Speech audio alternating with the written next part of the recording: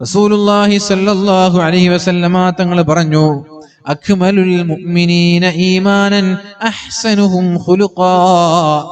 അല്ലാഹുവിന് ഏറ്റവും ഇഷ്ടമാരോടാണ്? നിങ്ങളിൽ ഏറ്റവും നല്ല മുഅ്മിനാരാണ്, നിങ്ങളിൽ ഏറ്റവും നല്ല വിശ്വാസി ആരാണ്? അപ്പൊ നമ്മളൊക്കെ മുഅ്മിനാണോ? ആണ്. മുസ്ലിമാണോ? ആണ്. അങ്ങനല്ലേ പറയാ? അല്ലേ? മുഅ്മിനല്ലേ? മുഅ്മിൻ ഈമാൻ കാര്യം 6 കാര്യം വിശ്വസിച്ച മുഅ്മിനായി. നമ്മുടെ അഭിപ്രായത്തിൽ ഈമാൻ കാര്യങ്ങൾ 6 വിശ്വസിച്ചാൽ മുഅ്മിനായി. ഇസ്ലാം കാര്യം 5 നമ്മൾ അമൽ ചെയ്യാനും വിശ്വസിക്കാനും തുടങ്ങിയാൽ മുസ്ലിമായി. പക്ഷേ പരിപൂർണമായ മുഅ്മിനുണ്ട്. ഈമാനിന്റെ ഒരു പരിപൂർണതയുണ്ട്. ഈമാനിനൊരു മാധുര്യം ലഭിക്കാനുണ്ട്, ഈമാനിനൊരു രുചിയുണ്ട്, ഈമാനിനൊരു ടേസ്റ്റ് കിട്ടാനുണ്ട്, ഈമാനിനൊരു ഒരു രസം കിട്ടാനുണ്ട്.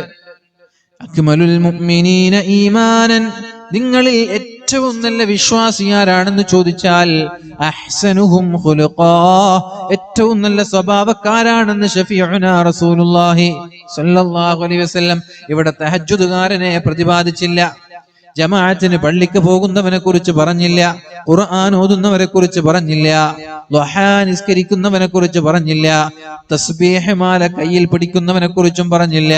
ഈമാനിലെ പരിപൂർണത എന്നാൽ സ്വഭാവത്തിന്റെ പരിപൂർണതയാണെന്ന് ശഫീഉനാ റസൂലുള്ളാഹി സ്വല്ലല്ലാഹു അലൈഹി വസല്ലം. അക്മൽ എന്ന് പറഞ്ഞാൽ ഏറ്റവും പരിപൂർണനായ മുഅ്മിൻ. അക്മൽ, കാമിൽ, അക്മൽ, കമാൽ, ഇതൊക്കെ പരിപൂർണതയാണ്. അതിൽ ഏറ്റവും ടോപ്പാണ് അക്മൽ. അഹ്സൻ, അതിലേറ്റവും ടോപ്പാണ്. സ്വഭാവത്തിൽ ഏറ്റവും നല്ലതാണ് അഹ്സൻ. ഹസൻ ഉണ്ട്, ഹുസൈൻ ഉണ്ട്, ഹസീന, അങ്ങനെ ഹസൻ, അഹ്സൻ. അഹ്സനുഹും ഖുലുഖാ, നിങ്ങളിൽ ഏറ്റവും നല്ല സ്വഭാവക്കാർക്കാണ് ഏറ്റവും പരിപൂർണമായ ഈമാനെന്ന് അല്ലാഹുവിന്റെ ഹബീബായ റസൂലുള്ളാഹി സ്വല്ലല്ലാഹു അലൈഹി വസല്ലം. എന്താ വേണ്ടത്? നല്ല സ്വഭാവമുള്ള ആളുകളായി മാറുക, ഏറ്റവും നല്ല സ്വഭാവക്കാരായി മാറുക. ഇങ്ങനെ സ്വഭാവത്തെ കുറിച്ച് പറയുമ്പോൾ, സ്വഭാവം എന്ന് പറഞ്ഞാൽ വെറും സലാം പറയൽ, സലാം മടക്കലുമല്ല, കാണുമ്പോൾ പുഞ്ചിരിക്കൽ മാത്രമല്ല. സ്വഭാവം എന്ന് പറഞ്ഞാൽ നമ്മുടെ സാമ്പത്തിക ഇടപാടിൽ ആ സ്വഭാവം കാണണം, നമ്മുടെ കച്ചവടങ്ങളിൽ ആ സ്വഭാവം കാണണം. വേണ്ടേ? സംഘടനാ പ്രവർത്തകർ ആ പ്രവർത്തന സമയങ്ങളിൽ അവരുടെ ആ സ്വഭാവം കാണണം. രക്ഷിതാക്കളിൽ മക്കൾ കാണണം, മക്കളിൽ രക്ഷിതാക്കൾ കാണണം, എല്ലാവരും ആ സ്വഭാവം കാണണം. റസൂലുള്ളാഹി സ്വല്ലല്ലാഹു അലൈഹി വസല്ലമ തങ്ങൾ പറയുന്നുണ്ട്, മഹാനായ അബൂ ഹുറൈറ റളിയല്ലാഹു അൻഹു റിപ്പോർട്ട് ചെയ്യുന്ന ഹദീസാണ്, യഅതി അലന്നാസി സമാൻ, ജനങ്ങളിലേക്കൊരു കാലം വരാനുണ്ട്. യഅതി അലന്നാസി സമാൻ, ജനങ്ങളിലേക്കൊരു കാലം വരാനുണ്ട്. ശ്രദ്ധിച്ചോട്ടോ, എന്താ ഈ കാലം? സൂക്ഷ്മമായി ശ്രദ്ധിച്ചോ. നമ്മളെ കുറിച്ച് എന്നാണോ ഈ പറയുന്നത് എന്നൊന്ന് ആലോചിച്ച് നോക്കിയാൽ മതി. യഅതി അലന്നാസി സമാൻ, ജനങ്ങളിലേക്കൊരു കാലം വരാനുണ്ട്. ലാ യുബാലിൽ മർഉ മാ അഖദ മിൻഹു അമിനൽ ഹലാലി അമിനൽ ഹറാം, അവൻ സമ്പാദിക്കുന്നത് ഹലാലായാലും കുഴപ്പമില്ല, ഹറാമായാലും കുഴപ്പമില്ല എന്ന രീതിയിൽ ചിന്തിക്കുന്ന ഒരു കൂട്ടം ആളുകൾ നിങ്ങളിലേക്ക് കടന്നു വരുമെന്ന് ശഫീഉനാ റസൂലുള്ളാഹ്. ഹലാലായാലെന്ത്, ഹറാമായാലെന്ത്? മദ്യം കച്ചവടം ചെയ്ത് സമ്പത്തുണ്ടാക്കുന്നവർ, മയക്കുമരുന്ന് വിൽപ്പന നടത്തി സമ്പത്തുണ്ടാക്കുന്നവർ, പെണ്ണിനെ കാഴ്ചവെച്ച് സമ്പത്തുണ്ടാക്കുന്നവർ, ബ്ലാക്ക് മെയിൽ ചെയ്ത് മോഷണം നടത്തി കിഡ്നാപ്പ് ചെയ്ത് സമ്പത്തുണ്ടാക്കുന്നവർ, ഹറാമായത് വേണ്ട എന്ന് ഇസ്ലാം പറഞ്ഞത് കച്ചവടം ചെയ്ത് സമ്പത്തുണ്ടാക്കുന്നവർ, ജനങ്ങളിൽ നിന്ന് പിരിവെടുത്തുകൊണ്ട് അത് ജനങ്ങളിലേക്ക് നൽകാതെ അത് നമ്മൾ സ്വന്തമായി ഉപയോഗിക്കുന്നത് ഹറാമല്ലേ? അതൊക്കെ ഹറാമല്ലേ മുഅ്മിനീങ്ങളെ? അതൊക്കെ ആരോപണങ്ങൾ പല സ്ഥലങ്ങളിൽ നിന്നും പല മേഖലകളിൽ നിന്നും നിരന്തരമായി നമ്മൾ കേട്ടുകൊണ്ടിരിക്കുകയാണ്. ജനങ്ങൾക്ക് വേണ്ടി പിരിവുണ്ടാക്കി ജനങ്ങൾക്കിടയിൽ നിന്ന് ക്യാഷ് പിരിച്ച് അത് അർഹമായ ആളുകൾക്ക് നൽകാതെ അഴിമതി നടത്തുന്നത്, അത് മിസ്യൂസ് ചെയ്യുന്നത്, ഇതൊക്കെ പച്ചയായ ഹറാമാണ്. അങ്ങനെ ഒരു കാലം നിങ്ങളിലേക്ക് കടന്നു വരുമെന്ന് ശഫീഉനാ റസൂലുള്ളാഹ്. ഹറാമായാലും കുഴപ്പമില്ല, ഹലാലായാലും കുഴപ്പമില്ല, ഞാനിങ്ങനെ സുഖിച്ച് ജീവിച്ചാൽ മതി, ഞാനും എന്റെ കുടുംബവും ജീവിച്ചാൽ മതി എന്ന ചിന്തയിലേക്ക് മനുഷ്യൻ മാറുമെന്നല്ലേ അള്ളാഹുവിന്റെ ഹബീബായ നബി തങ്ങൾ പഠിപ്പിച്ചത്. അങ്ങനെ നമ്മൾ മാറാൻ പാടുണ്ടോ? ഹറാമ് എന്ന് പറയുമ്പോൾ മാറി നിൽക്കണ്ടേ? ഇതെനിക്ക് പാടില്ല, ഇത് ഹറാമാണ്, ഇത് എന്റേതല്ല, എനിക്ക് അനുവദനീയമല്ല എന്ന് ചിന്തിക്കാനുള്ള ഒരു മനസ്സ് നമ്മൾക്കുണ്ടാവേണ്ടേ മുഅ്മിനീങ്ങളെ? ഒരു ക്യാഷ് നമ്മുടെ കയ്യിലേക്ക് വരുമ്പോ, ജോലി ചെയ്യുന്ന മാസത്തിൽ ജോലി ചെയ്തതിന്റെ ശമ്പളം വാങ്ങി, അപ്പൊ കമ്മിറ്റിക്കാർ കൊണ്ടുവന്നിട്ട് 10,000 തരാണ്. അപ്പൊ ഉസ്താദ് ഇനി ചോദിക്കേണ്ട ആവശ്യമൊന്നുമില്ല, ഈ 10,000 നിങ്ങൾ എവിടുന്ന് വാങ്ങിച്ചു, എവിടുന്ന് കൊണ്ടുവന്നു ചോദിക്കേണ്ട ആവശ്യമില്ല. കമ്മിറ്റിക്കാരുടെ ബാധ്യതയാണ് 10,000, നിങ്ങൾക്കത് ഹലാലാണ്. അതല്ലാതെ വേറെ ഒരാൾ നിങ്ങൾക്ക് വല്ലതും തരുമ്പോ ഇത് ഹലാലാണോ ഹറാമാണോ എന്ന് നമ്മൾ അന്വേഷിക്കാറുണ്ടോ? ഇനി നമ്മൾ സമ്പാദിക്കുന്ന സമ്പാദ്യങ്ങളിൽ ഹറാമുണ്ടോ ഹലാലുണ്ടോ എന്ന് നമ്മൾ ആരെങ്കിലും ആലോചിക്കാറുണ്ടോ? ആകെ ഒരു ഹലാല് ഭക്ഷണം കഴിച്ച് ജീവിക്കുന്ന ആളുകളാണ് നമ്മൾ, അല്ലെ? ഹലാൽ ഭക്ഷണം, അത് മാത്രം മതിയോ? എന്താ നിങ്ങള് മിണ്ടാത്ത? ഹലാല് ഭക്ഷണം മാത്രം മതിയോ? ഹോട്ടലിൽ ഹലാല് ഭക്ഷണം എന്ന ബോർഡ് കണ്ടാലേ നമ്മൾ ഹോട്ടലിൽ കയറൂ. ഹലാൽ ബോർഡ് കണ്ടാൽ അതും വിവാദാണ്. ഹലാല് ബോർഡ് വരെ വിവാദാണ്. അതൊരു ജിഹാദാണ്. എത്ര ജിഹാദ് ഇപ്പൊ കഴിഞ്ഞു പോയി. ലവ് ജിഹാദ്, ഹലാൽ ജിഹാദ്, പിന്നെന്താ ജിഹാദ്, അങ്ങനെ ഒരുപാട് ജിഹാദുകൾ ഇവിടെ കഴിഞ്ഞു പോയില്ലേ? അപ്പൊ ഹലാലായ ഭക്ഷണം എന്താണെന്നാ നമ്മൾ തീരുമാനിച്ചത്. ഹലാൽ ഭക്ഷണം എന്ന് പറഞ്ഞാൽ ബോർഡിൽ ഹലാല്, ഹോട്ടലിന്റെ എവിടെയെങ്കിലും ഒരു ഹലാൽ ബോർഡ് ഇട്ട് കണ്ടാൽ ഹലാലാണ് എന്ന് നമ്മൾ വിചാരിച്ചു. എന്നിട്ട് നമ്മൾ അവിടെ പോയിട്ട് കഴിക്കും. തൊട്ടപ്പുറത്ത് ഹലാലല്ല എന്ന് പറഞ്ഞ് അങ്ങോട്ട് പോവില്ല. എന്നാൽ ഈ കഴിക്കുന്ന ഭക്ഷണം, പൊറോട്ടയും മട്ടൻ ബിരിയാണിയൊക്കെ കഴിച്ചിട്ട് കൊടുക്കുന്ന ക്യാഷ് ഹറാമാണ്. മനസ്സിലായോ? ഈ മട്ടൻ ബിരിയാണിയൊക്കെ കഴിച്ചിട്ട് ഹലാൽ ഹോട്ടലിൽ പോയിട്ട് 1000 രൂപ എണ്ണി കൊടുക്കണം. ആ കൊടുക്കുന്നത് ഹറാമാണ്. സത്യത്തിൽ നീ കഴിച്ചത് ഹറാമാണ്. നീ അപ്പുറത്ത് പോയിട്ട് കഴിച്ചാലും കുഴപ്പമില്ലായിരുന്നു. ഹറാമാണത്. എങ്ങനെ ഹറാം? ജനങ്ങളെ പറ്റിച്ചുണ്ടാക്കിയ സമ്പാദ്യങ്ങൾ, ജനങ്ങളെ പറ്റിച്ചുണ്ടാക്കിയ സമ്പാദ്യങ്ങൾ, വഞ്ചിച്ചുകൊണ്ടുണ്ടാക്കിയ സമ്പാദ്യങ്ങൾ. നീ അധ്വാനിച്ച ഹലാലായ രീതിയിൽ അധ്വാനിച്ചതിനെ കുറിച്ചല്ല ഞാൻ പറയുന്നത്. ജനങ്ങളെ പറ്റിച്ചുകൊണ്ടുണ്ടാക്കുന്ന എല്ലാം ഹറാമാണ് മുഅ്മിനീങ്ങളെ. അതുകൊണ്ട് തിന്നുന്നത് ശരീരത്തെ ഹറാമ് തീറ്റിപ്പിക്കുന്നത് പോലെയാണ്. അങ്ങനെ അമിനൽ ഹലാലി അമിനൽ ഹറാം, ഹറാമാണോ ഹലാലാണോ എന്ന് ആലോചിക്കാതെ ഒരുപാട് ആളുകൾ അങ്ങനെ ചെയ്യുന്നുണ്ട്. ഈ സ്വഭാവം എന്ന് പറയുമ്പോൾ വെറും നമ്മുടെ പെരുമാറ്റത്തിൽ മാത്രമല്ല, നമ്മുടെ സമ്പാദ്യത്തിലും അതുണ്ട് എന്ന് നമ്മൾ മനസ്സിലാക്കുക. നമ്മൾ അധ്വാനിക്കുന്നത്, നമ്മൾ നേടുന്നതൊക്കെ അതിന്റെ ഭാഗമാണ്. ഹറാമായത് ഒരിക്കലും നമ്മുടെ സമ്പാദ്യങ്ങളിൽ പെടാതിരിക്കാൻ പ്രത്യേകമായി നമ്മൾ ശ്രദ്ധിക്കുക. അല്ലാഹു റബ്ബ് സുബ്ഹാനഹു വ തആല തൗഫീഖ് നൽകട്ടെ. ഗൾഫിൽ പോയി ജോലി ചെയ്യുന്ന നമ്മുടെ മക്കളോട് പറയണം, ഹറാമായത് സമ്പാദിച്ച് ഇങ്ങോട്ട് കൊണ്ടുവരരുത് എന്ന്. മനസ്സിലായോ? സമ്പത്തുണ്ടാക്കാൻ വ്യഗ്രത കാണിക്കുന്ന നമ്മൾ നമ്മുടെ മക്കളോട് പറയണം, മോനെ, എത്ര കഷ്ടപ്പെട്ടാലും പ്രയാസപ്പെട്ടാലും ഹറാമ് കൊണ്ട് എന്റെ വീട്ടിലേക്ക് വരരുത് എന്ന് പറയാൻ എന്റെ പ്രിയപ്പെട്ട രക്ഷിതാക്കളായ ഉപ്പമാർക്കും ഉമ്മമാർക്കും കഴിയണം. അള്ളാഹു തൗഫീഖ് ചെയ്യട്ടെ. നിങ്ങൾ പറയൂലേ മക്കളോടൊക്കെ? പറയേ? മഹാനായ മുഹൈദ്ദീൻ ഷേഖിനോട് ഉമ്മ പറഞ്ഞൊരു ഉപദേശം, കളവ് പാറയല്ല എന്നുമ്മ ചൊന്നാരേ, കള്ളന്റെ കയ്യില് പൊന്ന് കൊടുത്തോവർ. ഒരൊറ്റൊരു ഉപദേശം മഹാനായ മുഹൈദ്ദീൻ ഷേഖിന്റെ ജീവിതത്തെ മാറ്റിന. അങ്ങനെ ഒരു ഉപദേശം ജീവിതത്തിൽ മക്കൾക്ക് കൊടുക്കാൻ എന്റെ രക്ഷിതാക്കളെ നിങ്ങൾക്ക് കഴിഞ്ഞിട്ടുണ്ടോ? കളവ് പാറയല്ല എന്നുമ്മ ചൊന്നാരേ, കള്ളന്റെ കയ്യില് പൊന്ന് കൊടുത്തോവർ. യാത്ര പോകുന്ന സമയത്ത് മാതാവിന്റെ ഉപദേശമാണ് പൊന്നുമോനോട്, മോനെ, ജീവിതത്തിൽ ആരോടും കളവ് പറയരുത്. നമ്മളാണെങ്കിൽ യാത്ര പോകുന്ന മക്കളോട് എന്താ പറയാ? ഉച്ചയ്ക്ക് കൃത്യമായി ഭക്ഷണം കഴിക്കണം മോനെ, അല്ലെ?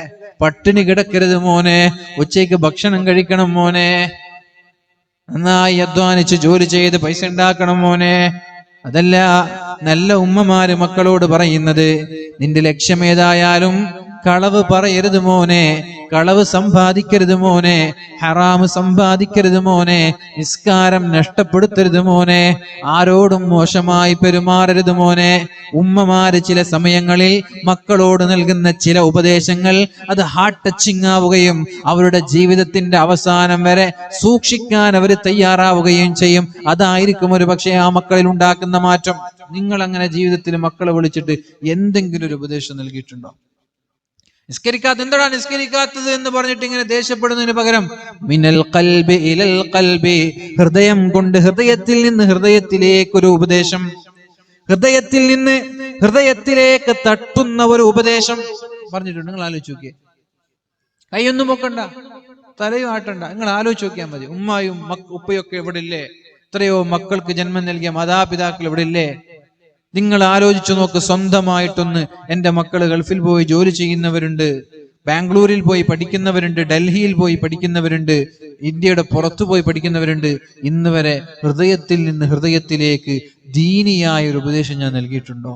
എന്താ? നീ നിസ്കരിക്കണം മോനെ, നീ പോകുന്നത് ഡൽഹിയിലേക്കാണ്. അവിടെ പലവിധ സംസ്കാരങ്ങളുള്ള, പല കൾച്ചറുകളുള്ള, പല മതക്കാർ ഒരുമിച്ച് കൂടുന്ന സ്ഥാപനമാണത്. അതുകൊണ്ട് അവിടെ പോയിട്ട് നിന്റെ സ്വഭാവത്തിലൊന്നും മാറ്റം വരരുത്. നീ 5 നേരം കൃത്യമായി നിസ്കരിക്കണം. പറഞ്ഞിട്ടുണ്ടോ? പഠിക്കാൻ പോകുന്ന, സ്കൂളിൽ പഠിക്കാൻ പോകുന്ന, കോളേജിൽ പഠിക്കാൻ പോകുന്ന, ഹയർ സ്റ്റഡീസിന് പോകുന്ന മക്കളോട് ഏതെങ്കിലും പാരന്റ്സ് എപ്പോഴെങ്കിലും അങ്ങനെ പറഞ്ഞിട്ടുണ്ടോ? ഉച്ചയ്ക്ക് കൃത്യമായി ഭക്ഷണം കഴിക്കണം. അങ്ങനെ പറയുന്നതിന് പകരം സൂക്ഷിക്കണം, റോഡ് മുറിച്ചു കിടക്കുമ്പോൾ സൂക്ഷിക്കണം. അതൊന്നും നിങ്ങൾ സൂക്ഷിക്കേണ്ട, പടച്ചോൻ സൂക്ഷിച്ചോളും. റോഡ് മുറിച്ചു കിടക്കേണ്ട കാര്യമല്ല ഉപദേശിക്കേണ്ടത്. ദീനിയായ ആ ഒരു ചൈതന്യത്തോടെ നിലനിൽക്കാൻ മക്കൾക്ക് ഹൃദയത്തിൽ നിന്നൊരു ഉപദേശം നൽകാൻ നിങ്ങൾക്ക് കഴിയണം. അത് കഴിയാത്ത കാലത്തോളം നമ്മൾ പരാജയത്തിലാണ്. ആ ഹൃദയം തൊട്ട് ഹൃദയത്തിലേക്ക് ഒരു സന്ദേശം കൈമാറാൻ കഴിഞ്ഞ മക്കളിൽ മാറ്റം ഉണ്ടാവും. സ്കൂളിൽ പോകുമ്പോൾ മക്കൾ വിളിച്ചിട്ട് മോനോട് പറയാണ്, മോനെ അധ്യാപകരോട് മാന്യമായിട്ട് പെരുമാറണം കേട്ടോ, അവരോടൊന്നും മോശമായിട്ട് പെരുമാറരുത്. അപ്പുറത്തെ നിന്റെ തൊട്ടടുത്തുള്ള ഒരാള് ഭക്ഷണം കഴിക്കാൻ കഴിയാതെ പട്ടിണി കിടക്കുന്ന, ടിഫിൻ പോലും കൊണ്ടുവരാത്ത ഒരാളുണ്ടെങ്കിൽ നിന്റെ ഭക്ഷണം അവർക്ക് ഷെയർ ചെയ്യണം എന്ന് പറയുന്നതിന് പകരം നീ തന്നെ വയറ് നിറച്ച് തിന്നണം എന്നല്ല ഉമ്മമാരെ നമ്മൾ കൊടുക്കേണ്ട ഉപദേശം. അങ്ങനെയല്ല കൊടുക്കേണ്ടത്. പെന്നില്ലാത്തവൻ, പേനയില്ലാത്തവന് നിന്റെ കയ്യിൽ നിന്നൊരു പേന കൊടുത്തിട്ട് നീ സഹായിക്കണം. ഇതൊക്കെ നമ്മുടെ ജീവിതത്തിൽ നിന്നവർ കണ്ടറിയണം, അനുഭവിച്ചറിയണം. ഉമ്മമാരിൽ നിന്ന്, ഉപ്പമാരിൽ നിന്ന് നുകരാൻ, ആസ്വദിക്കാൻ, അനുഭവിക്കാൻ നമ്മുടെ മക്കൾക്ക് കഴിയണം. അള്ളാഹു തൗഫീഖ് ചെയ്യട്ടെ. അപ്പൊ അതുകൊണ്ട് മക്കളൊന്നും വെറുതെ ഇങ്ങനെ നന്നാവൂല, ഓട്ടോമാറ്റിക്കായി അപ്രതീക്ഷിതമായിട്ടൊന്നും നന്നാവൂല. അതിനൊക്കെ പിന്നെ ഒരുപാട് അധ്വാനങ്ങളുണ്ട്. അള്ളാഹു നമ്മുടെ മക്കളെയൊക്കെ നന്നാക്കി തരട്ടെ. ഉമ്മിനീങ്ങളെ, അതുകൊണ്ട് മഹാനായ മുഹയ്യദ്ദീൻ ഷേഖിന്റെ ജീവിതത്തിലെ മാറ്റം ഈ ഉമ്മയുടെ ഒരൊറ്റ ഉപദേശമാണ്. കളവ് പറയല്ല. കള്ളന്മാര് ചോദിച്ചു, നിന്റെ കയ്യിൽ എന്താ ഉള്ളത്? കുപ്പായത്തിന്റെ പിൻഭാഗത്ത് പിൻ ചെയ്തു വെച്ചിരുന്ന നോട്ട് കെട്ടെടുത്തിട്ട് കള്ളന്മാർ കൊടുത്തു. എല്ലാരും എന്താ ഉള്ളത്? ഒന്നുമില്ല സാർ, എല്ലാം ഉണ്ടെന്ന് പറയാം. വണ്ടി പിടിച്ചാൽ, പോലീസ് ചെക്ക് ചെയ്താൽ എല്ലാം ഉണ്ട് സാർ. എവിടെ? വീട്ടിലെന്ന് പറയാ. എവിടെ വീട്ടിൽ? ഹെൽമെറ്റ് ഉണ്ടാവൂല, ലൈസൻസ് ഉണ്ടാവൂല, സ്മോക്ക് പൊല്യൂഷൻ ഉണ്ടാവൂല, ഇൻഷുറൻസ് ഉണ്ടാവൂല, RC ഉണ്ടാവില്ല, ഒന്നും ഉണ്ടാവില്ല, എല്ലാം ഉണ്ടെന്ന് പറയും. കളവ് പറയും. ഒരു പക്ഷെ നീ സത്യം പറഞ്ഞിരുന്നെങ്കിൽ സാറ് നിന്നെ വെറുതെ വിടുമായിരുന്നു. നുണ പറഞ്ഞത് കൊണ്ട് എല്ലാറ്റിനും ഇട്ടു 2500 ഫൈന്. അപ്പൊ ഇതേപോലെ എന്റെ അടുത്തൊന്നുമില്ല, വേണമെങ്കിൽ പരിശോധിച്ചോളൂ, ചെക്ക് ചെയ്തോളൂ. അങ്ങനല്ല പറഞ്ഞത്. എന്റെ അടുത്തതാ ഉമ്മ പഠിക്കാൻ തന്ന നാണയത്തുട്ടുകൾ ഉണ്ട്. കള്ളന്റെ കയ്യിലേക്ക് എടുത്തു കൊടുത്തപ്പോ അത്ഭുതകരമായ മാറ്റം കള്ളനുണ്ടായി. ഉമ്മയുടെ ഹൃദയത്തിൽ നിന്ന് മുഹയ്യദ്ദീന്റെ അബ്ദുൽ ഖാദിറിന്റെ ഹൃദയത്തിലേക്ക് മാറിയ ഉപദേശം, ആ ഒരു വെളിച്ചം ഇത് വാങ്ങുന്ന കള്ളന്റെ ഹൃദയത്തിലേക്ക് എത്താൻ അയാൾ മുസ്ലിം ആവാൻ. ഇതാണ് മുഅ്മിനീങ്ങളെ സ്വഭാവം എന്ന് പറയുന്നത്. ഇതാണ് മുഅ്മിനീങ്ങളെ, നമ്മുടെ സ്വഭാവ സിദ്ധി കൊണ്ട് മറ്റൊരാളിൽ മാറ്റം ഉണ്ടാക്കാൻ നമ്മൾക്ക് കഴിയണം. അല്ലാഹു തൗഫീഖ് ചെയ്യട്ടെ. തൊട്ടപ്പുറത്തിരിക്കുന്ന ഒരു യാത്രക്കാരൻ, ട്രെയിനായാലും ഫ്ലൈറ്റ് ആയാലും ബസ്സായാലും അവർക്ക് ശല്യമുണ്ടാക്കുന്ന രീതിയിൽ ഒരു പ്രവർത്തനം നമ്മളിൽ ഉണ്ടാവരുത്. നിങ്ങൾ ട്രെയിനിൽ യാത്ര ചെയ്യണം, അപ്പൊ നിങ്ങൾക്ക് നിസ്കരിക്കണം. അങ്ങനെ നിങ്ങൾ വുളു എടുക്കാൻ പോയി, ഒലുവൊക്കെ എടുത്ത് വരുമ്പോ, ഒലു ചെയ്തിട്ട് വരുമ്പോ ചെരുപ്പിലൊക്കെ വെള്ളമായി. ആ വെള്ളം ഇങ്ങോട്ട് എട്ടപ്പ എന്ന് പറഞ്ഞ് അങ്ങോട്ടും ഇങ്ങോട്ട് തെറിപ്പിച്ച് അപ്പുറത്തെ യാത്ര ചെയ്യുന്ന ആളുകൾക്ക് ബുദ്ധിമുട്ടായി. ഇപ്പുറത്തിരിക്കുന്ന ആളുടെ കൈയൊക്കെ നനഞ്ഞു. നിങ്ങൾ നിസ്കരിക്കുമ്പോൾ അവർക്കൊക്കെ ശല്യമായി. ഈ നിസ്കാരം ഒരുപക്ഷെ ദീനിന് ദോഷമാണ് ഉണ്ടാക്കുക. ഈ നിസ്കാരം കൊണ്ട് ദീനിന് ദോഷമാണ് ഉണ്ടാക്കുക. കാരണം എന്തൊരു കൾച്ചറലെസ് മാനേഴ്സ് ഇല്ലാത്ത ടീമാണ് ഇവര് എന്നാണ് ഇപ്പുറത്തുള്ള മറ്റുള്ള മതങ്ങളൊക്കെ ചർച്ച ചെയ്യുക. അതുകൊണ്ട് നമ്മുടെ ഒരു നിസ്കാരം വരെ മറ്റൊരാൾക്ക് ശല്യമില്ലാത്ത രീതിയിൽ ചെയ്യാൻ കഴിയണം. ബാത്റൂമിൽ പോകുമ്പോൾ ഒരു മര്യാദയുണ്ട്, എല്ലാത്തിനും ഒരു മര്യാദയുണ്ട്. അപ്പുറത്തുള്ള ആളുകളെ ഒരു മേഖലയിലും നമ്മൾ കാരണത്താൽ ശല്യമില്ലാതെ പെരുമാറാൻ നമ്മൾക്ക് കഴിയണം. ടോയ്ലറ്റ് ഒക്കെ ഉപയോഗിച്ചാല് നിറയെ വെള്ളം. ഇപ്പോഴത്തെ ടോയ്ലറ്റ് ഒക്കെ എന്ന് പറഞ്ഞാൽ നിങ്ങൾ ശ്രദ്ധിച്ചിട്ടുണ്ടോ? പുതിയ ടോയ്ലറ്റ് സിസ്റ്റം എങ്ങനെയാ? ആദ്യം ഉണ്ടാവുക ടോയ്ലറ്റ് ആണ് അല്ലെ? നമ്മുടെ ബാത്റൂമിൽ ആദ്യം ഉണ്ടാവുക ടോയ്ലറ്റ് ആണ്, പിന്നെയാണ് കുളിമുറി ഉണ്ടാവുക. എന്തിനാണ് അങ്ങനെ ഒരു സിസ്റ്റം ഇന്ന് സജ്ജീകരിക്കാൻ കാരണം നിങ്ങൾക്കറിയോ? നിങ്ങൾ ശ്രദ്ധിച്ചില്ല? അങ്ങനെ നിങ്ങളൊക്കെ പുതിയ വീടുകളിലൊക്കെ അങ്ങനെയല്ല. പണ്ടത്തെ വീട്ടിൽ അങ്ങനെയല്ല, ആദ്യം കുളിമുറി പിന്നെയാണ് ടോയ്ലറ്റ് കക്കൂസ് ഉണ്ടാവും അല്ലെ? അങ്ങനെയല്ലേ? ഇപ്പൊ സിസ്റ്റം അങ്ങനെയല്ല. ഡോറ് തുറന്ന ആദ്യം കാണാൻ ക്ലോസറ്റ് ആണ്, പിന്നെയാണ് കുളിമുറി. എന്തിനാണത്?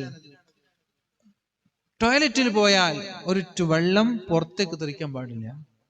യൂറോപ്യൻ ആണെങ്കിലും ഇനി ഇന്ത്യൻ ആണെങ്കിലും ക്ലോസറ്റിൽ പോയാൽ, ടോയ്ലറ്റിൽ പോയാൽ ആ വെള്ളം പുറത്തുണ്ടാവാൻ പാടില്ല. ഓട്ടോമാറ്റിക്കലായി അപ്പുറത്തുള്ള കുളിമുറിയിൽ കുളിക്കുമ്പോൾ വെള്ളം കുറച്ച് തെറിച്ചാൽ തന്നെ ക്ലോസറ്റിന്റെ ഭാഗത്ത് തെറിക്കാം. നേരെ മറിച്ച് ഡോറിന്റെ അടുത്താണ് കുളിമുറിയെങ്കിൽ നമ്മളിങ്ങനെ ഷവറിലൂടെ കുളിക്കുന്ന വെള്ളമൊക്കെ ബെഡ്റൂമിലേക്ക് തെറിക്കാൻ സാധ്യതയുണ്ട്. അവിടെ ആയിരിക്കും ബേസ് ഉണ്ടാവുക, പല്ല് തേക്കാനുള്ള ബേസൊക്കെ ക്ലോസറ്റിന്റെ അടുത്ത് ഉണ്ടാവുക. അപ്പൊ എല്ലാറ്റിനും ഒരു മാന്യതയുണ്ട്. ആ മാന്യതയോടുകൂടി ജീവിക്കുക. വെള്ളമൊക്കെ പുറത്തു തെറിക്കാതെ കാർക്കിച്ചു തുപ്പുക. നമ്മളിങ്ങനെ വുളു ചെയ്യുമ്പോൾ, ട്രെയിനിൽ വുളു ചെയ്യണം, അപ്പുറത്തിപ്പുറത്തുള്ള ആളുകൾക്ക് വെള്ളം ഇങ്ങനെ മുഖത്തെറിക്കുമ്പോൾ തെറിപ്പിക്കുക. ഹൗദിൽ വുളു ചെയ്യുമ്പോൾ അപ്പുറത്തിപ്പുറത്തുള്ള ആളുകൾ ഡ്രസ്സിലേക്ക് തെറിക്കുക. ഈ മാനേഴ്സ് ഒക്കെ കീപ്പ് ചെയ്യുന്നവരായിരിക്കണം നമ്മൾ. സംസ്കാരവും കൾച്ചറൊക്കെ ഉള്ള ആളുകളായി നമ്മൾ മാറണം. എങ്കിലേ അള്ളാഹുവിന് നമ്മളോട് ഇഷ്ടമുണ്ടാവും. അല്ലെങ്കിൽ ജനങ്ങളും വെറുക്കും, അള്ളാഹുവും വെറുക്കും. അള്ളാഹു റബ്ബ് സുബ്ഹാനഹു വ തആല ബോധം നൽകി അനുഗ്രഹിക്കട്ടെ. മുഅ്മിനീങ്ങളെ, അപ്പോൾ റസൂലുള്ളാഹി സ്വല്ലല്ലാഹു അലൈഹി വസല്ലമ തങ്ങൾ പറഞ്ഞത്, നിങ്ങളിൽ ഏറ്റവും നല്ലവൻ, പരിപൂർണമായ ഈമാനുള്ളവൻ, സൽ സ്വഭാവിയായ ആളാണെന്ന്. അനിബ്നു ഉമർ റളിയല്ലാഹു അൻഹു, മഹാനായ അബ്ദുല്ലാഹി ഇബ്നു ഉമർ തങ്ങൾ പറഞ്ഞു, കുന്തു മഅ റസൂലില്ലാഹ്, ഞാൻ അല്ലാഹുവിന്റെ റസൂലിന്റെ കൂടെ ഇങ്ങനെ യാത്ര ചെയ്യുകയാണ്. ഇങ്ങനെ നബി തങ്ങളുടെ കൂടെ ഞാനുണ്ട്. ഫജാഅഹു റജുലുൻ മിനൽ അൻസ്വാർ, അൻസ്വാരിയായ ഒരാൾ അല്ലാഹുവിന്റെ ഹബീബിന്റെ സമീപത്തേക്ക് കടന്നു വന്നിട്ട് ചോദിച്ചു, യാ റസൂലല്ലാഹ്, അല്ലാഹുവിന്റെ റസൂലേ, നബിയേ, അയ്യുൽ മുഅ്മിനീന അഫ്ളലു, സത്യവിശ്വാസികളിൽ ഏറ്റവും ശ്രേഷ്ഠൻ ആരാണ്? സത്യവിശ്വാസികളിൽ, മുഅ്മിനീങ്ങളിൽ ഏറ്റവും ശ്രേഷ്ഠനായവൻ ആരാ? എന്താണ് നിങ്ങൾക്ക് പറയാനുള്ള മറുപടി? അല്ലാഹുവിന്റെ ഹബീബ് പറഞ്ഞത്, അഹ്സനുഹും ഖുലുഖാ, സത്യവിശ്വാസികളിൽ ഏറ്റവും ശ്രേഷ്ഠൻ ആ കൂട്ടത്തിലെ ഏറ്റവും നല്ല സ്വഭാവക്കാരനാണ്. അപ്പൊ ഇവിടെയുള്ള നമ്മുടെയൊക്കെ ഈമാൻ നമ്മൾ കളക്കാൻ പറ്റും. പെണ്ണുങ്ങൾ മുതൽ ആണുങ്ങൾ വരെയുള്ള എല്ലാ ആളുകളുടെ ഈമാൻ നമ്മൾ കളക്കാൻ പറ്റും. എങ്ങനെ? ഈ കൂട്ടത്തിലെ സൽസ്വഭാവി ആരാണ്? ഈ കൂട്ടത്തിലെ ഏറ്റവും നല്ല സ്വഭാവക്കാരൻ ആരാണ്? അയാളാണ് നമ്മുടെ കൂട്ടത്തിലെ ഏറ്റവും നല്ല മുഅ്മിൻ. അതല്ലാതെ രാവിലെ എണീറ്റത് മുതൽ വൈകുന്നേരം വരെ ഇസ്ബാദത്തും നിസ്കാരവും തസ്ബീഹും സുജൂദൊക്കെ ചെയ്ത് ജനങ്ങളെ വെറുപ്പിച്ച് ജീവിക്കുന്നവനല്ല മുഅ്മിൻ. മുഅ്മിൻ എന്ന് പറഞ്ഞാൽ അഹ്സനുഹും ഖുലുഖാ. ഈ കൂട്ടത്തിൽ ഒരാൾക്കും പരാതിയില്ലാത്ത ആരായിരിക്കും? ഒരു മനുഷ്യൻ, അയാളെ കുറിച്ച് ആർക്കും പരാതിയില്ല. നിങ്ങൾക്ക് അങ്ങനെ മരിക്കാൻ കഴിയുമെങ്കിൽ മരിക്കണമെന്നാണ് പറയാനുള്ളത്. ലാ ഇലാഹ ഇല്ലല്ലാഹ് ചൊല്ലി മരിക്കാൻ ആഗ്രഹമില്ലേ? ഇല്ലേ? ഉമ്മമാരെ, സഹോദരിമാരെ, എന്റെ പ്രിയപ്പെട്ട ജ്യേഷ്ഠാനുജന്മാരോട്, ലാ ഇലാഹ ഇല്ലല്ലാഹ് എന്ന് ചൊല്ലി ഈമാൻ സലാമത്തായി മരിക്കാൻ നമ്മൾക്ക് ആഗ്രഹമുണ്ടോ? ഉണ്ടെങ്കിൽ എന്താ ചെയ്യേണ്ടത്? നമ്മൾ ചെയ്യേണ്ടത് നമ്മെക്കുറിച്ച് ആർക്കും പരാതി ഉണ്ടാവാതിരിക്കുക എന്നുള്ളതാണ്. മരിക്കുന്ന സമയത്ത് നമ്മളെക്കുറിച്ച് ആർക്കും ഒരു പരാതി ഉണ്ടാവാതിരിക്കുക. അത് നിങ്ങൾക്ക് പറ്റുമോ? അങ്ങനെ ജീവിക്കാൻ നിങ്ങൾക്ക് കഴിയോ? പരാതിയില്ലാതെ ജീവിക്കാൻ നിങ്ങൾക്ക് കഴിയോ? കഴിയോ? ഇൻഷാ അല്ലാഹ്. കഴിഞ്ഞതൊക്കെ പോട്ടെ, ഇനിയുള്ള കാലം കഴിഞ്ഞതിനെ കുറിച്ച് ആലോചിച്ചിട്ട് കാര്യമില്ലല്ലോ. അല്ലെ? ചത്ത കുഞ്ഞിന്റെ ജാതകം നോക്കിയിട്ട് കാര്യമുണ്ടോ? കഴിഞ്ഞതിനെ നോക്കിയിട്ട് എന്താ കാര്യം? ഇനി വരാനിരിക്കുന്ന സമയങ്ങളിൽ നമ്മെക്കുറിച്ച് മറ്റൊരാൾക്ക് പരാതിയില്ലാതെ ജീവിക്കാൻ നമ്മൾക്ക് കഴിയണം. എവിടെന്നാ തുടങ്ങേണ്ടത്? From where we start? പറയൂ. വീട്ടിൽ നിന്നാ തുടങ്ങേണ്ടത്. സ്വന്തം ഭാര്യയ്ക്ക് നമ്മളെ കുറിച്ച് പരാതി ഉണ്ടാവാൻ പാടില്ല. വായ തുറന്ന 100 കൂട്ടം പരാതി പറയാത്ത ഏതെങ്കിലും പുതിയാപ്പിളമാരുടെ ഉണ്ടോ? പുതിയാപ്പിളനെ കുറിച്ചിട്ട് നല്ലത് പറഞ്ഞ ഏതെങ്കിലും ഭാര്യമാരുടെ ഉണ്ടോ? ഞാൻ ഇന്ന് വരെ എന്റെ ഭർത്താവിനൊരു കുറ്റവും പറഞ്ഞിട്ടില്ല, എനിക്കൊരു പരാതിയില്ല എന്ന അഭിപ്രായമുള്ള പെണ്ണുങ്ങളുണ്ടോ? എന്തെങ്കിലും താഴോട്ടോക്കൊന്ന് ഇങ്ങൊന്നും കല്യാണം കഴിക്കാത്ത പോലെ. നിങ്ങളെ പെണ്ണുങ്ങളൊക്കെ എന്താണ് നിങ്ങളെ കുറിച്ചുള്ള അഭിപ്രായം? നല്ല അഭിപ്രായമാണോ? അള്ളാഹുവിന്റെ ഹബീബായ റസൂലുള്ളാഹി സല്ലല്ലാഹു അലൈഹി വസല്ലമ തങ്ങളെ കുറിച്ച് മഹദിമാരായ ഭാര്യമാര് പറഞ്ഞതുപോലെ നിങ്ങളെ ഭാര്യമാര് നിങ്ങളെ കുറിച്ച് പറയോ? ഇല്ല. മാ ഗളബനി, എന്നെ എന്റെ ഹബീബ് അടിച്ചിട്ടില്ല, ആക്ഷേപിച്ചിട്ടില്ല, ചീത്ത പറഞ്ഞിട്ടില്ല, കുറ്റം പറഞ്ഞിട്ടില്ല. ആരാ പറയുന്നത്? 9 ഭാര്യമാരുണ്ടായിരുന്നു. നമുക്ക് ഒരു ഭാര്യനെ തന്നെ തൃപ്തിപ്പെടുത്താൻ കഴിയുന്നില്ല, പിന്നെ രണ്ടാമതിനെ കുറിച്ച് ആലോചിക്കുന്നല്ലേ? ഒരു ഭാര്യയെ പോലും തൃപ്തിപ്പെടുത്താൻ കഴിയാത്ത നമ്മൾ സ്വന്തം ഭാര്യമാർക്ക് എത്രത്തോളം പരാതികളാണ് നമ്മെ കുറിച്ചുള്ളത്. അതിപ്പോ പ്രസംഗിക്കുന്ന ഞാനാണെങ്കിലും ശരി, ആരാണെങ്കിലും ശരി, അള്ളാഹുവിന്റെ ഹബീബിനെ കുറിച്ച് ഭാര്യമാര് പറഞ്ഞത്, ഇന്നേ വരെ ഞങ്ങളെ അടിച്ചിട്ടില്ല, ചീത്ത പറഞ്ഞിട്ടില്ല, കുറ്റം പറഞ്ഞിട്ടില്ല. അതുപോലെ നമ്മുടെ ഭാര്യമാര് പറയണം. തുടങ്ങേണ്ടത് നമ്മുടെ വീട്ടിൽ നിന്നാണ്. ഭാര്യമാരിൽ നിന്ന്, മക്കളിൽ നിന്ന്, മാതാപിതാക്കളിൽ നിന്ന്, അയൽപക്കങ്ങളിൽ നിന്ന്, നാട്ടുകാരിൽ നിന്ന്. പിന്നെ നമ്മൾ എവിടെയൊക്കെയാണോ ഇടപെടുന്നത്, ആ ഇടപഴകുന്ന ആളുകളൊക്കെ നമ്മളെ കുറിച്ച് പരാതിയില്ലാത്തവരായാൽ ഇൻഷാ അല്ലാഹ് ലാ ഇലാഹ ഇല്ലല്ലാഹ് എന്ന് ചൊല്ലി മരിക്കാൻ കഴിയും. ഈമാൻ സലാമത്തായി മരിക്കാൻ കഴിയും. അല്ലാഹു തൗഫീഖ് ചെയ്യട്ടെ. അത് തന്നെയാണ് രക്ഷപ്പെടാനുള്ള മാനദണ്ഡം. അള്ളാഹുവിന്റെ റസൂൽ സല്ലല്ലാഹു അലൈഹി വസല്ലമ തങ്ങൾ പറയുന്ന ഒരു ഹദീസ്, മഹദിയായ ആയിഷ ബീവി റളിയല്ലാഹു അൻഹാ പറയുന്നുണ്ട്, ഇന്നൽ മുഅ്മിന, നിശ്ചയം ഒരു വിശ്വാസി, ലയുദ്രികു ബിഹുസ്നി ഖുലുഖിഹി, സൽ സ്വഭാവം കൊണ്ട് അയാൾ എവിടേക്കൊക്കെ എത്തിപ്പെടുമെന്ന് ആലോചിക്കണം. അല്ലേ? കോളേജൊക്കെ തുടങ്ങിയില്ലേ? സ്കൂളും കോളേജൊക്കെ തുടങ്ങിയില്ലേ? തുടങ്ങിയോ? കോളേജിൽ പോകാത്തൊരു കാലം അല്ലെ? ഇല്ലെങ്കിൽ കൊറോണക്ക് മുമ്പ് രാവിലെ 6 മണിക്ക് നമ്മൾ ഇറങ്ങിയാല് രാത്രി 8 മണി വരെ യൂണിഫോമും ബാഗൊക്കെ പിടിക്കുന്ന കുട്ടികളെ കാണാൻ റോഡ് സൈഡിൽ. ഞാൻ എപ്പോഴും ശ്രദ്ധിക്കാറുള്ള വിഷയം, രാവിലെ റമദാനിലൊക്കെ രാവിലെ ആണല്ലോ വേദന ഉണ്ടാവുക, 10 മണിക്കാണല്ലോ. 10 മണിക്ക് പോകണമെങ്കിൽ വീട്ടിൽ നിന്ന് ചിലപ്പോൾ 6 മണിക്ക് 5 മണിക്കൊക്കെ ഇറങ്ങേണ്ടി വരും ചില സ്ഥലത്ത് എത്തിപ്പെടണമെങ്കിൽ. അപ്പൊ 6 മണിക്ക് ഇറങ്ങി അപ്പോൾ ഉണ്ടാവും യൂണിഫോം ഇട്ടിട്ട് അല്ലെങ്കിൽ ബാഗ് ഇട്ടിട്ട് കോളേജ് കുട്ടികൾ. ഇനി രാത്രി വേലൊക്കെ കഴിഞ്ഞിട്ട് 8 മണിക്ക് വരുമ്പോഴും ഉണ്ടാവും കോളേജ് കുട്ടികൾ, വൈകുന്നേരം ഉണ്ടാവും, ഉച്ചക്ക് ഉണ്ടാവും, 12 മണിക്ക് ഉണ്ടാവും. എപ്പോ നോക്കിയാലും സ്കൂൾ കുട്ടികളും കോളേജ് കുട്ടികളും റോഡ് സൈഡ് ഉണ്ടാവും. അവര് വരെ വീട്ടിലിരുന്നു 1 വർഷക്കാലം അല്ലെ? ഓട്ടോമാറ്റിക്കായിട്ട് പ്രൊമോഷൻ കിട്ടി നമ്മുടെ മക്കൾക്കൊക്കെ. 6-ൽ നിന്ന് 7-ലേക്ക്, 7-ൽ നിന്ന് 8-ലേക്ക്. വല്ലാത്തൊരു കാലം. ഈ കാലത്തെ കുറിച്ച് നിങ്ങൾ ആലോചിച്ച് നോക്കിയേ. ഇങ്ങനൊരു കാലം ഈ വയസ്സായ 60-ഉം 70-ഒക്കെ വയസ്സായ നിങ്ങളുടെ ജീവിതത്തിൽ ഉണ്ടായിട്ടുണ്ടോ? പ്രകൃതിയൊക്കെ ഒന്ന് മനോഹരായില്ലേ? ആക്സിഡന്റ് കുറഞ്ഞില്ലേ? നിങ്ങൾ കൊറോണക്ക് ഇത്ര മരിച്ചു എന്നൊക്കെ എണ്ണുന്നതിന് പകരം എത്ര ആക്സിഡന്റ് കാരണം മരണം കുറഞ്ഞ് നിങ്ങൾ ആലോചിച്ചോ? കൊറോണയുടെ കാലത്ത് എത്രയാണ് ആക്സിഡന്റ് കാരണം മരണം കുറഞ്ഞത്? ഇപ്പൊ ഡെയിലി മരിക്കുന്നു 100,000 ആളുകൾ, 100 ആളുകൾ ഡെയിലി. കേരളത്തിൽ തന്നെ 100 ആളുകൾ ആക്സിഡന്റിലൂടെ മരിക്കുന്നു ഡെയിലി. കൊറോണക്ക് 100 മരിച്ച ഏതെങ്കിലും ദിവസം ഉണ്ടോ? കേരളത്തിൽ 100 ആളുകൾ മരിച്ച ഏതെങ്കിലും ദിവസം കേരളത്തിലുണ്ടോ? ഉണ്ടോ ഈ മാർച്ച് മുതൽ ഇതുവരെ? ഇല്ല. ഇല്ലെന്ന് എനിക്ക് തോന്നുന്നു. ഇല്ല. കേരളത്തിലാണ്, ടോട്ടൽ അല്ല. കേരളത്തിൽ 100 ആളുകൾ ദിവസവും മരിക്കുന്നു ആക്സിഡന്റിലൂടെ, അപകടങ്ങളിലൂടെ. മരണസംഖ്യ ഒന്നും കൂടിയിട്ടൊന്നുമില്ല. അതൊക്കെ മറ്റേതിന് തത്തുല്യമാണ്. ഏതെങ്കിലും ഒന്നല്ലെങ്കിൽ ഒന്ന്. ഇപ്പൊ ഈ ഒരാഴ്ചനുള്ളിൽ ഒരു 2-3-4 ആളുകളെങ്കിലും കുട്ടികൾ കുളത്തിൽ വീണ് മരിച്ച വാർത്ത ഞാൻ വായിച്ചിട്ടുണ്ട്. ഒരു 6 കുട്ടികളെങ്കിലും എന്റെ ഓർമ്മയിലുണ്ട് കുളത്തിൽ വീണ് മരിച്ചു. കുട്ടികൾ മാത്രം, കുട്ടികൾ, വലിയ ആളല്ല, വലിയ ആള് വേറെ ഉണ്ട്. അപ്പൊ എങ്ങനെയായാലും ഇതുകൊണ്ട് വലിയ മരണ റേറ്റ് ഒന്നും കൂടിയിട്ടൊന്നുമില്ല. പക്ഷെ നമ്മൾക്കൊരു ബോധം വന്നിരുന്നു. പക്ഷെ ആ കൊറോണ കഴിയുമ്പോഴേക്ക് അത് മറന്നങ്ങോട്ട് പോയി. ഒക്കെ മറക്കും, പെട്ടെന്ന് മറക്കും. മറക്കുന്നത് കൊണ്ടല്ലേ പെണ്ണുങ്ങൾ പിന്നും പ്രസവിക്കുന്നത്.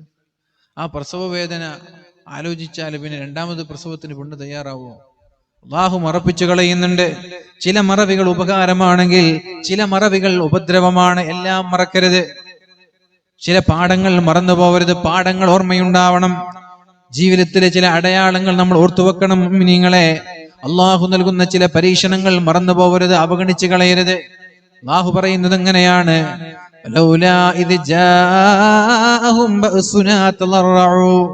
എന്റെ പരീക്ഷണങ്ങൾ വന്നപ്പോൾ താണുകേണ് വിനയാന്വിതരായി എന്നിലേക്ക് മടങ്ങാമായിരുന്നില്ലേ എന്നാണ് ഖുർആൻ ചോദിക്കുന്നത്. എന്റെ പരീക്ഷണങ്ങൾ വരുമ്പോ താണുകേണ് വിനയാന്വിതരായി എന്നിലേക്ക് മടങ്ങിക്കൂടെ? അങ്ങനെ മടങ്ങിയിരുന്നുവെങ്കിൽ അല്ലാഹു നമ്മളെ രക്ഷപ്പെടുത്തുമായിരുന്നു, അല്ലാഹുവിന്റെ സഹായം ഉണ്ടാകുമായിരുന്നു. പക്ഷേ അവർ അല്ലാഹുവിനെ ധിക്കരിക്കാനാണ് തുടങ്ങിയത്. അല്ലാഹുവിനെ നിഷേധിക്കാനും അല്ലാഹുവിനെ അവഗണിക്കാനുമാണ് അവർ തയ്യാറായത്. അതുകൊണ്ട് അല്ലാഹു നമ്മെ അവഗണിച്ചു കളയും. അല്ലാഹു നമ്മെ കാക്കുമാറാവട്ടെ. ഇന്നൽ മുഅ്മിന, ഞാൻ എന്റെ വാക്കുകൾ ഉപസംഹരിക്കുകയാണ്. ഇന്നൽ മുഅ്മിന, നിശ്ചയമായും ഒരു വിശ്വാസി, ലയുദ്രികു ബിഹുസ്നി ഖുലുഖിഹി, ഒരാളുടെ സ്വൽസ്വഭാവം കൊണ്ട് അയാൾ എത്തിപ്പെടുന്നത് ദറജതസ്സായിമിൽ ഖായിം. ഞാൻ നേരത്തെ പറഞ്ഞിട്ടുണ്ട് ഈ വിഷയം. എന്താണ്? രാത്രി മുഴുവനും നിന്ന് നിസ്കരിക്കുന്ന ഒരാളുടെ ഇബാദത്തിനെ കവച്ചു വെക്കാൻ ഒരു സൽസ്വഭാവിക്ക് കഴിയും. ശ്രദ്ധിക്കുന്നുണ്ടോ? ഞാൻ വെറുതെ പറഞ്ഞതല്ല, നേരത്തെ പറഞ്ഞ വിഷയം മനസ്സിലായി? ഇവിടെ നേരത്തെ പറഞ്ഞു എന്താ?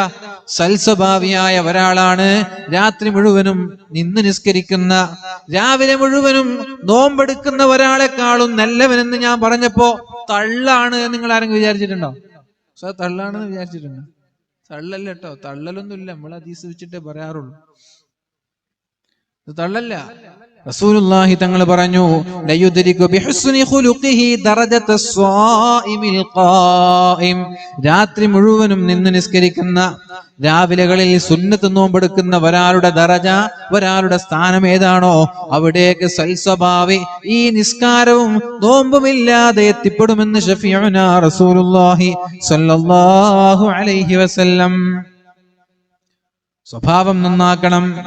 ജനങ്ങളെ കുറിച്ച് നല്ലത് ചിന്തിക്കാൻ നമ്മൾക്ക് കഴിയണം. ഹുസ്നുൽ ഉണ്ടാവണം. മോശമായ ചിന്തകൾ ഉണ്ടാവരുത്.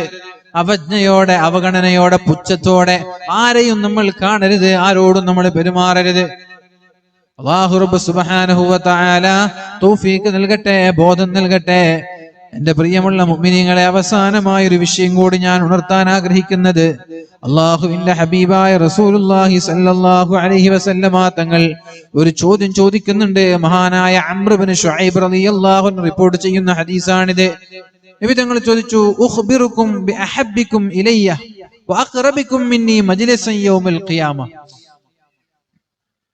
ഉഖ്ബിറുക്കും ബിഅഹബ്ബിക്കും ഇലയ്യ, നിങ്ങളിൽ ഏറ്റവും ശ്രേഷ്ഠനായവൻ, ബിഅഹബ്ബിക്കും, എനിക്ക് നിങ്ങളിൽ ആരോടാണ് ഏറ്റവും ഇഷ്ടം എന്ന് ഞാൻ പറയട്ടെ. സ്വാഭാവികമായിട്ട് അങ്ങനെ ചോദിച്ചാൽ വേഗം ബല പറയ് നബിയെ എന്ന് പറയില്ല നമ്മള്. വഅഖറബിക്കും മിന്നി മജ്ലിസൻ യൗമൽ ഖിയാമ, ഖിയാമത്ത് നാളിൽ എന്റെ തൊട്ടടുത്തുണ്ടാവുന്നവൻ ആരാണെന്ന് ഞാൻ പറഞ്ഞു തരട്ടെ. എനിക്ക് നിങ്ങളിൽ ഏറ്റവും ഇഷ്ടം ആരോടാണ്, നാളെ മഹ്ശറയിൽ ആരാണ് എന്റെ തൊട്ടടുത്തുണ്ടാവുക എന്ന് ഞാൻ നിങ്ങളോട് പറഞ്ഞു തരട്ടെ എന്ന് ചോദിച്ചപ്പോൾ ഫസഖതൽ ഖൗം, എല്ലാരും മിണ്ടാണ്ടിരുന്നു. എന്താ നബി തങ്ങൾ പറയാൻ പോകുന്നത്? ഫആദഹാ മറത്തൈൻ, വീണ്ടും ചോദിച്ചു, എനിക്ക് ഏറ്റവും ഇഷ്ടം പാരത്രിക ലോകത്തിന്റെ തൊട്ടടുത്തുള്ള ആൾ, അയാൾ അങ്ങനെ ഒരാളെ കുറിച്ച് ഞാൻ പറഞ്ഞു തരട്ടെ. അവര് മിണ്ടിയില്ല. മൂന്നാമതും ചോദിച്ചു, ഔ സലാസ, മൂന്നാമതും ചോദിച്ചപ്പോഴാണ് സ്വഹാബാക്കൾ പറഞ്ഞത്, നഅം യാ റസൂലല്ലാഹ്, അല്ലാഹുവിന്റെ റസൂലേ നിങ്ങൾ പറഞ്ഞു തരൂ നബിയേ. ആരാണ്? നബി തങ്ങൾ പറഞ്ഞു, അഹ്സനുക്കും ഖുലുഖാ, നിങ്ങളിൽ ആരാണ് ഏറ്റവും നല്ല സ്വഭാവക്കാരൻ, നിങ്ങളുടെ കൂട്ടത്തിൽ ആരാണ് ഏറ്റവും നല്ല സ്വഭാവക്കാരൻ, അയാൾ തന്നെയാണ് നാളെ പാരത്രിക ലോകത്ത് എന്നോട് തൊട്ടടുത്ത് നിൽക്കുന്നത് എന്ന് റസൂലുള്ളാഹി സ്വല്ലല്ലാഹു അലൈഹി വസല്ലമ തങ്ങൾ നമ്മോട് പഠിപ്പിക്കുന്നുണ്ട്. മുഅ്മിനീങ്ങളെ, നമ്മുടെ ജീവിതത്തിൽ അള്ളാഹുവിന്റെ ഇഷ്ടക്കാരനായി മാറാൻ ചില വിഷയങ്ങൾ നമ്മൾ പറഞ്ഞു തന്നു. ഒന്നാമത്തേത് അൽ ഹിൽമു, സഹനമുള്ളവരാവുക. ഒന്നാമത്തേത് അൽ ഹിൽമു, സഹനമുള്ളവരാവുക, ക്ഷമയുള്ളവരാവുക. പെട്ടെന്ന് ആളുകളോട് കോപിക്കാതിരിക്കുക. ഭാര്യയാണെങ്കിലും മക്കളാണെങ്കിലും മാതാപിതാക്കളാണെങ്കിലും സ്റ്റുഡന്റ് ആണെങ്കിലും ശിഷ്യന്മാരാണെങ്കിലും സഹപാഠികളാണെങ്കിലും പെട്ടെന്ന് ദേഷ്യപ്പെടാതെ ക്ഷമിക്കുന്ന സഹനശീലമുള്ളവരായി മാറുക. പിന്നെയോ രണ്ടാമത്തേത് അൽ അനാതു, ഏത് വിഷയങ്ങൾ എന്ത് കാര്യങ്ങൾ ചെയ്യുമ്പോഴും 2-3 വട്ടം ആലോചിച്ച് ചെയ്യുന്നവരാവുക, ധൃതി കൂട്ടാതിരിക്കുക. അൽ അജലത്തു മിനശ് ശൈത്വാൻ, ധൃതി കൂട്ടുന്നത് പിശാചിന്റെ സ്വഭാവമാണ്. പെട്ടെന്ന് തീരുമാനിക്കുക, ആരോട് ആലോചിക്കാതെ. ഭാര്യയോട് ചോദിച്ചില്ല, പേരൻസിനോട് ചോദിച്ചില്ല, സുഹൃത്തുക്കളോട് ചോദിച്ചില്ല, ഉസ്താദുമാരോട് ചോദിച്ചില്ല, ആരോടും ചോദിക്കാതെ പെട്ടെന്ന് അങ്ങോട്ട് തീരുമാനിക്കുക. അത് വേണ്ട. കുറച്ച് സാവധാനം. അൽ അനാത്ത്, സാവധാനം ആലോചിച്ച് ഇതെങ്ങനെ ചെയ്ത് ലഭിക്കാൻ പോവുക, ഇതിന്റെ റിസൾട്ട് എന്തായിരിക്കും, അപ്പൊ ആ ഒരു റിസൾട്ടിലേക്ക് എത്താൻ ഏത് ഫോർമുലയാണ് ഞാൻ ഉപയോഗിക്കേണ്ടത്. കണക്കിലൊക്കെ സൊല്യൂഷൻ ചെയ്യുന്ന ആളുകളല്ലേ അല്ലേ? ഒരു എക്സ് കണ്ടുപിടിക്കണം. എന്താണ് എക്സ്, എങ്ങനെ കണ്ടുപിടിക്കും, എന്താണ് എക്സ്, എങ്ങനെ? ഇത് ചില ഫോർമുലകളുണ്ട്, ചില വഴികളുണ്ട്. ആ വഴികളിലൂടെ കൃത്യമായിട്ട് പോയാൽ മാത്രമേ എക്സ് എന്താണെന്ന് കിട്ടുള്ളൂ. ഇല്ലെങ്കിൽ പകുതിയിൽ വെച്ചിട്ട് വഴി മുടങ്ങും, മാർഗം കിട്ടൂല. അപ്പൊ റിസൾട്ട് എന്താണ്, എന്താവണം എന്ന് നമ്മൾക്ക് ഉദ്ദേശം ഉണ്ടാവണം.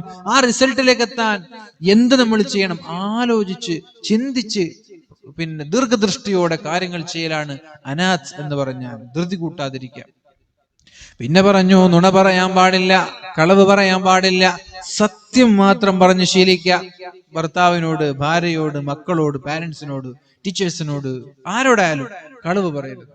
പിന്നെ പറഞ്ഞു, നിങ്ങൾ ഒരു കാരണവശാലും വിശ്വാസവഞ്ചന നടത്തരുത്. വിശ്വാസവഞ്ചന നടത്തരുത്, പറ്റിക്കരുത്, മറ്റൊരാളെ ചീറ്റ് ചെയ്യരുത്. ഒരാൾ വിശ്വസിച്ചൊരു കാര്യം പറഞ്ഞാൽ അവിടെ നിങ്ങൾ എന്ത് ചെയ്യരുത്, അവരെ നിങ്ങൾ വഞ്ചിച്ചു കളയരുത്, നിങ്ങൾ വിശ്വാസവഞ്ചന നടത്താൻ പാടില്ല. പിന്നെ പറഞ്ഞു, വലായുദിജാറ, അയൽവാസികളോട് മോശമായി പെരുമാറരുത്. അയൽപക്കങ്ങളുമായിട്ട് നല്ല ബന്ധം സ്ഥാപിക്കുക. അവസാനമായി പിന്നെയോ സാമ്പത്തിക ശുദ്ധി ഉണ്ടാവുക. സാമ്പത്തിക ശുദ്ധി ഉണ്ടെങ്കിൽ മാത്രമേ അള്ളാഹു നമ്മുടെ ദുആ സ്വീകരിക്കുള്ളൂ. മുഅ്മിനീങ്ങളെ, സാമ്പത്തിക ശുദ്ധി ഇല്ലെങ്കിൽ ഒരിക്കലും അള്ളാഹു നമ്മുടെ ദുആഇനെ സ്വീകരിക്കൂല. ഇനി ഇൻഷാ അല്ലാഹ് നമ്മുടെ ജീവിതത്തിൽ പകർത്തേണ്ട, എപ്പോഴും ഞാനടക്കമുള്ള എല്ലാ ആളുകളും ജീവിതത്തിൽ സ്ഥിരമായിട്ട് പകർത്തേണ്ട ഒരു ദുആ കൂടി പറഞ്ഞ് ഞാൻ എൻ്റെ വാക്കുകൾ ഉപസംഹരിക്കാം. നബി സല്ലല്ലാഹു അലൈഹി വസല്ലമ തങ്ങൾ മഹദിയായ ജുവൈരി റളിയല്ലാഹു അൻഹയുടെ അടുത്തേക്ക് ഇങ്ങനെ പോവാണ്. അങ്ങനെ വീട്ടിലേക്ക് കയറിയപ്പോ ജുവൈരി റളിയല്ലാഹു അൻഹു നിസ്കരിക്കുകയാണ്. അള്ളാഹുവിനോർത്ത് ഇങ്ങനെ ദിക്ർ ചൊല്ലിക്കൊണ്ടിരിക്കുകയാണ്. ഇങ്ങനെ ദിക്റിലാണ് മുസല്ലിൽ ഇരുന്നിട്ട്. വകാന ഖദ് ദഖല അലൈഹാ ഫിസ്സബാഹ്, സുബഹിക്ക് നബി തങ്ങൾ കയറുമ്പോ ജുവൈരി റളിയല്ലാഹു അൻഹ ദിക്ർ ചൊല്ലുന്നുണ്ട്. അപ്പോൾ തുടങ്ങിയതാ, രാവിലെ തുടങ്ങിയതാ. പിന്നെ ഇങ്ങനെ രണ്ടാമത് പ്രവേശിക്കുമ്പോ രണ്ടാമതും നബി തങ്ങൾ വീട്ടിലേക്ക് കയറുമ്പോ ദിക്ർ ചൊല്ലിക്കൊണ്ടിരിക്കുക. അപ്പൊ നബി സല്ലല്ലാഹു അലൈഹി വസല്ലം തങ്ങൾ ഭാര്യയോട് ചോദിച്ചു, മാസിൽതി അലാ ഹാലിക അല്ലതി ഫാറഖതുകി അലൈഹാ, ഞാൻ പോകുമ്പോ നീ ദിക്ർ ചൊല്ലായിരുന്നു, അതേ ദിക്ർ തന്നെയാണ് ഇപ്പൊ ഇങ്ങനെ ചൊല്ലിക്കൊണ്ടിരിക്കുന്നത് എന്ന് ചോദിച്ചു. നഅം യാ റസൂലല്ലാഹ്, നബി അതന്നെയെന്ന് പറഞ്ഞു, ഞാൻ നിങ്ങൾ പോകുമ്പോ തുടങ്ങിയത് ഇപ്പോഴും ദിക്ർ ചൊല്ലാണെന്ന് പറഞ്ഞു. അപ്പൊ നബി തങ്ങൾ പറഞ്ഞു, ശ്രദ്ധിച്ചോളൂ, നബി തങ്ങൾ പറഞ്ഞു, ലഖദ് ഖുൽതു ബഅദക 4 കലിമാത്ത് 3 മററാത്ത്, ഞാൻ പോയതിനു ശേഷം ആകെ 4 കലിമ, 4 പദങ്ങൾ 3 തവണ ഞാൻ ചൊല്ലി. നീ ഇപ്പൊ സുബൈക്ക് തുടങ്ങിയതല്ലേ, സുബൈക്ക് തുടങ്ങിയിട്ട് ലുഹാന്റെ സമയത്താകുമ്പോഴും നീ ദിക്റില്ല. ഞാൻ നിന്നിൽ നിന്ന് പോയതിനു ശേഷം 3 വട്ടം 4 പദങ്ങൾ ചൊല്ലി. അല്ലാഹുവിന്റെ ഹബീബാണ് പറയുന്നത്, ലഖദ് ഖുൽതു ബഅദക 4 കലിമാത്ത്, 4 വാക്കുകൾ ഞാൻ പറഞ്ഞു എപ്പോൾ, നിന്നിൽ നിന്ന് പോയതിനു ശേഷം 3 മററാത്ത്, 3 തവണ. ലൗ സിനത് ബിമാ ഖുൽതി മുൻദുൽ യൗം, നീ ഇന്ന് രാവിലെ മുതൽ ഇതുവരെ പറഞ്ഞ എല്ലാ ദിക്റുകളും, ഞാൻ പറഞ്ഞ ഈ 3 പ്രാവശ്യം ചൊല്ലിയ ദിക്റും ഒരു തുലാസിലിട്ടാൽ എന്റെ തുലാസിൽ എന്റെ ദിക്റിനാണ് ഭാരമുണ്ടാവുക. മനസ്സിലായോ? ഒരു പണ്ടൊരു ഉസ്താദ് ശിഷ്യന്മാരോട് പറഞ്ഞില്ലേ, ഏറ്റവും ഇഷ്ടപ്പെട്ട ശിഷ്യന്മാരെ കണ്ടെത്താൻ വേണ്ടിയിട്ട് ശിഷ്യന്മാരോട് പറഞ്ഞു, ഞാൻ 2 ആളുകൾക്ക് 2 റൂം കൊടുക്കും, ആരാണ് ആ റൂം നിറച്ചു തരാൻ. റൂം പെട്ടെന്ന് നിറക്കുന്ന ആളുകൾക്ക് സമ്മാനമുണ്ടെന്ന്. അപ്പൊ ഒരു വിവരവും ബുദ്ധിയൊന്നും ഇല്ലാത്ത ആളെന്ത് ചെയ്തു, രാവിലെ കല്ലും മണ്ണും മുള്ളൊക്കെ കൊണ്ടുപോയിട്ട് അങ്ങനെ നിറച്ചു. ബുദ്ധിയുള്ള ആളെന്ത് ചെയ്തു, ഒരു ക്യാൻഡിൽ കൊണ്ടുവന്നു. ആ ക്യാൻഡിൽ ഒരു വെളിച്ചം കത്തിച്ചു, തീ കത്തിച്ചിട്ട് ഒരു ക്യാൻഡിൽ വെച്ചു, പ്രകാശം കൊണ്ട് റൂം നിറഞ്ഞു. അപ്പൊ ബുദ്ധിയില്ലാത്ത ആള് ഒരാഴ്ച മുമ്പ് ഇങ്ങനെ മണ്ണും കല്ലൊക്കെ പുറത്ത് നിറച്ച് ക്ഷീണിച്ചു ടയർഡായി ഫുള്ള് നിറഞ്ഞു, ശരി തന്നെയാണ്. പക്ഷെ ബുദ്ധിയുള്ളവൻ എന്ത് ചെയ്തു, സെക്കൻഡുകൾ കൊണ്ട് ഒരു ക്യാൻഡിൽ കൊണ്ട് 1 രൂപ കൊണ്ട് നിറച്ചു, പ്രകാശം കൊണ്ട് നിറച്ചു. അപ്പൊ നമ്മൾ ആലോചിക്കാതെ പരിശുദ്ധ ഹബീബ് പഠിപ്പിക്കാത്ത കുറെ ദിക്ർ ചൊല്ലിയിട്ട് കാര്യമില്ല. നബിത്തങ്ങൾ പഠിപ്പിക്കാത്ത എന്തിനും അള്ളാഹുവിന്റെ ഹബീബ് പഠിപ്പിച്ചതിന് പ്രാമുഖ്യം നൽകി. എന്തായാലും ദിക്ർ ചൊല്ലാൻ, എന്തായാലും ദുആ ചെയ്യാൻ, ആ ദുആ നബിത്തങ്ങൾ പഠിപ്പിച്ച് ദുആ ചെയ്യാം. അള്ളാഹുവിന്റെ ഹബീബായ റസൂലുള്ളാഹി സ്വല്ലല്ലാഹു അലൈഹി വസല്ലമ തങ്ങൾക്കറിയാം എന്ത് ദുആ ചെയ്യണം, എങ്ങനെ ദുആ ചെയ്യണമെന്ന് ഞങ്ങളെക്കാളും നമ്മെക്കാളും കൂടുതൽ അറിയുന്നത് നബിത്തങ്ങൾക്കല്ലയോ? അല്ലെ? ഇപ്പൊ എന്നെക്കാളും കൂടുതൽ നബിത്തങ്ങൾക്കല്ലേ അറിയാം അള്ളാഹുവിനോട് എങ്ങനെ ദുആ. ഇപ്പൊ നമ്മൾ ഓരോ ആളുകളോട് സംസാരിക്കേണ്ടത് ഓരോ ശൈലിയിലല്ലേ. ടീച്ചേഴ്സിനോട് സംസാരിക്കുന്നത് പോലെയാണോ പാരന്റ്സിനോട് സംസാരിക്കുന്നത്? പാരന്റ്സിനോട് സംസാരിക്കുന്നത് പോലെയാണോ പോലീസുകാരോട് സംസാരിക്കുന്നത്? അവരോട് സംസാരിക്കുന്നത് പോലെയാണോ ഫ്രണ്ട്സിനോട് സംസാരിക്കുന്നത്? അപരിചിതരോട് എല്ലാം ഡിഫറെന്റ് ആണല്ലോ. അപ്പൊ അള്ളാഹുവിനോട് എന്ത് ചോദിക്കണം, എങ്ങനെ ചോദിക്കണം, ഏത് സമയത്ത് ചോദിക്കണം, അത് ആർക്കറിയാം? നബിത്തങ്ങൾക്ക് ഞങ്ങളെക്കാളും കൂടുതൽ അറിയാം.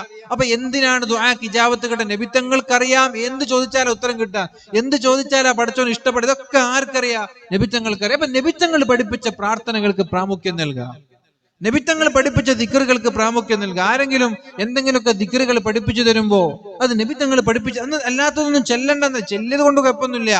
പക്ഷേ അള്ളാഹുവിന്റെ ഹബീബ് പഠിപ്പിച്ചതിനാണ് പ്രാധാന്യം കൂടുതൽ. അതന്നെയാണ് അഫ്ദൽ. ദുആ ആണെങ്കിലും ഇപ്പൊ നിസ്കാരം കഴിഞ്ഞു, ളുഹർ നിസ്കാരം കഴിഞ്ഞ് നിങ്ങൾ കുറെ ദ്വാരക്കാണ്, നിങ്ങൾ കുറെ ദ്വാരുന്നു, ഒരു 10 മിനിറ്റ് ദ്വാരുന്നു.